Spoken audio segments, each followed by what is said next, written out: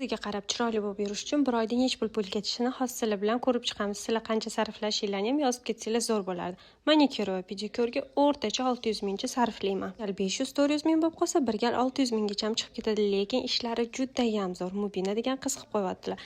Sochimni kraskasiga, kestirishga esa o'rtacha 1 milliongacha pul ketib qoladi. Soch kesish bo'yash 2 oyda bir, kosmetologga esa 2 oyda yoki 1 oyda o'rtacha 150-200 dollar ketib qoladi. Agar labimga filler qildirsam 250-300 ham ketib qoladi uxotlar bilan birga. Nilufari qo'li prosta gul. Qatga ketishimdan qat'iy nazar uyda uborka qilib ketishim kerak. Vlajniy uborkani esa Villedagi ishonib topshiraman. Villedani shunaqangi pollattasini bemalol uzun marketdan olsanglar bo'ladi. Almashtirib bemalol artib yuraverasizlar. Suvni yaxshi siqib beradi. Lyuboy bitta burchakka kirib ketadi. Endi bir oyda bir borardim, hozir 3-4 oyda bir boraman. Oldin diodniga borsam, hozir Aleksandritga 999 ming, ya'ni 1 million ketadi. Hozir arabcha raqsga boryapman, oyiga 900 ming so'm. Hozir bir haftalik massaj kursini sotib oldim, u esa 1,5 million so'm. Bu faqat bir haftagina massaj olaman, keyingi oydan bo'lmaydi.